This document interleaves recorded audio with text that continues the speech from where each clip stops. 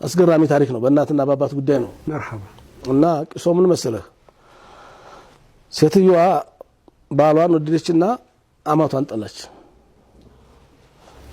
ኦኬ እንዴት ነው ይሆናል ይሄ ባሏን ወደደች ባሏን እናቱን ጠላች የሚጦራትን ሌላ ልጅ የላትም እሱ ነው ያለው በቃ ተወደኛለህ ሆይ አወድሻለሁ አሁን እንዴት አወድሽም ሰይጣኗ ጋር ተማክራለች እሷ ከወደድከኝ እቺን አሮጊት እናትህን ለጅብ ካልሰጠህ ከቤት ካላወጣህ አልኖርልህም ጠፋለሁ አለች እንዴት ተብሏል በቃ አትወደኝ እንግዲህ ኢማን የሌለው ሰው ምን ያላከው ምን አይፈራም ይባላል ተገደደ እናቱን አማከራት እቺ ልጅ እኮ ለጠፋለሁ እያለች ለምን ልጅ በቃ አንቺን ታላዋጣሁኝ አንቺን ለጅብ ታልሰጠሁኝ አረ ትዳርህ አይፍረስ ግደለም እኔ አላህ አለኝ ካንተ በፊት የነበረው አላህ አለኝ ችግር የለም አውጣና ጣለኝ ነው አላህ ጅብላት ያለ ተቤት ማውጥቶ ይበላኛል ቤቱ ያድነኝ የሚያድነኝ አላህ ነው እንጂ እና ይቱ ጠንከር ያለ ኢማን አላቸው ማለት ነው አሉታ ደስ አለው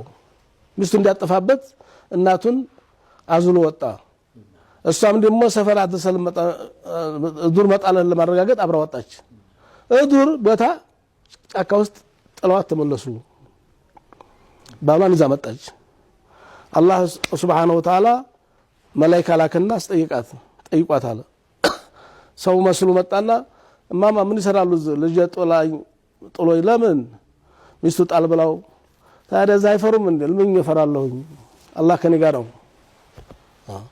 ከልጅ በፊት የነበረው አላህ ይጠብቀኛል ምንም ነገር አይፈሩም አልፈራም ፈራው አላህን ብቻ ነው ይላሉ በኋላ ደግሞ የጅቡ የአንበሳ የተኮላ ጮህት ለዚህ ሲሆን ደግሞ ይጮሃል ዙሪያውን አይደል የሚጮኸው ሰማውታል አዎ ሰማለሁ ምንድን መስሎታል አላህ ሴትዮዋን ደግሞ ገልብጦ አሰማት ደግሞ ይሄ የበሬ ነው ይሄ የፈን ነው ይሄ ጥጃ ነው ይሄ የፍየል ነው ይሄ በግ ነው ያ አላህ እንግዲህ ያረጠችና የተጃጃለች መስላለች እና በህልማዊ ነገር ነው አላህ በሌላ የጅብ ድምጽ ሰምታ እንድትሰጋ ማፈልገም አላህ የበሬ ያረጋው ሌላ ነገር አሰማት አሁን ጠየቃት ጠየቅኳት አላህ ያውቀ ጠይቃል ምን አለች አረ እንዲና እንዲ አለች አላህ አለኝ እኔ ጨለማ አልፈራም አለች ግን ጅቡንም ነብሩንም በከብትና በፍየል ነው የመሰለችው አላህ አለኝ በላ የለም እንደዋ ያልሽውን ልሽ በላት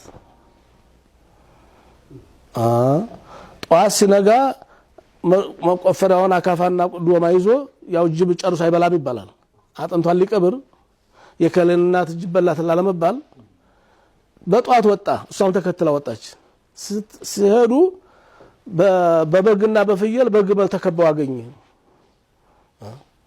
ዙሪያውን ያለው በግና ፍየል ነው የከበባት እናቴ እንደምን አደርሽ አልহামዱሊላህ ደህና አደርኩኝ ይሄ ሁሉ ምንድነው አንተ ብትጠለኝ አላህ ሰጠኝ አለች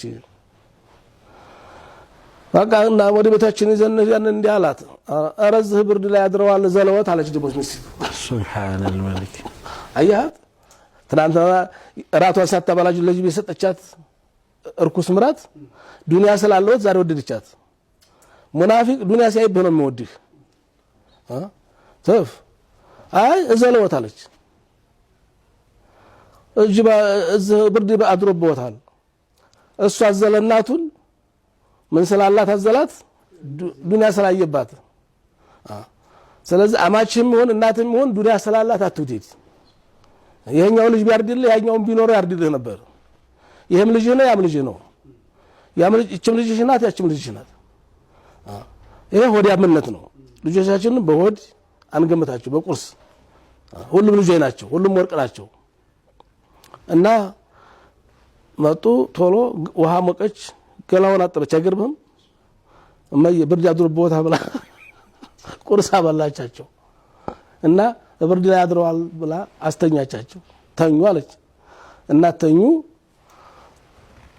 አሁን የተረፈውን ቁርስ ባሏ ጋር ልትበላ ቁጭ አለች እየበሉ እያለ ዱንያ እንግዲህ በመጣ ቁጥር ያሰክር የለም ወላሂ ቢላህ ባለው ይብሳል ብሏል ነብያችን ሰለላሁ ዐለይሂ ወሰለም ቀብር ታልገባ ኢማን የለው ሰው አይጠግብም ጨምር ነው የሚለው እና አንተ ይያለች እንደው እኮ እንዲያጋጣሚ ሀብት ሲመጣ እንዲህም ምናምን ነው ከበርን እኮ አለችው አሁን ጣላት የኔንም እናትን ጣላት አለች።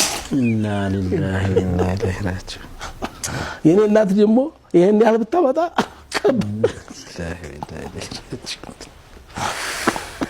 ጥሩ ብለሻል አላት። ተገጠ አስመጣቸው። እናቴ ድረሽ ቶሎ ፈልግሻለሁ መጡ። ቶሎ ራትሽን ቤት መጨረሻውን እያሰብኩት ለምን ነው አላህ መስጠት ጀምሯል። ሰው ባለሰባ ሰው አልሰማም። አላህ ግን መስጠት ጀምሯል። ይሄን ነገር ቶሎ ሳያቋርጠው ስጦታ በግላፍ የማጣት አለብሽ።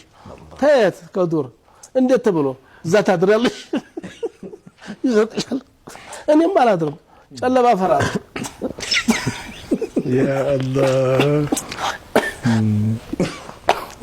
ጨለማ ማብራት ለቤት ራሱ ፈራለሁ። እንኳን ዱር ይቀርል። የራበው ጅብ አለ እዛ አላህ የሚረዝቀው ጅብ ያለ ይመስለኛል ሲገምት። ማደር አለብሽ። አላድርም አፍና እናቷን ዘልበላ አሳዘላ ዱንያ ሰከራት አይደለም። እናቷን እዛ ዱር አስጣወቻት። በኋላ አላህ Subhanahu Wa Ta'ala ደሞ አስጠየቃት። መሆነው ነው እዚ ልጅ አስጠላኝ ምን ብላ እንደዚህ ዱንያ አለ ብላ አስጣለችኝ። አንቺ ሰፈራለሁ እያልኳት እፈራለሁ፣ ጨለማ እፈራለሁ፣ ጅብ እፈራለሁ እያልኳት እፈራለሁ ሆነ ጣለችኝ። አላህም ተረስቷ ማለት ነው። እፈራለሁ ብቻ ሆነ። መጨረሻውን ይሄ የሚሰሙት ምን ይሄማ አንበሳ ነው፣ ይሄማ ጅብ ነው፣ ይሄ የሚሰሙት ይሄማ እንደዛ ነው፣ ይሄማ እንደዛ ነው ሲል ይሄ መላእክት ነበር ስውራት ድንገት ያልሽ ሆነልሽ ብሎ አላህ ደግሞ አላህ አለ ሰላላለች ደሞ መሬት ጠባላለም ይላሉ። አየር ባየር ነው የተቀራመቷት አንበሳ እናቷን እስቲ እናቴን በጎሽ ላንጣ ባባሉ ዘብቶታ አጥንት ያገኘችው አጥንት በኪሻ ሰብስባ ይዛ መጣች። የዘላለም አዘኗን ይዛ ቀረች።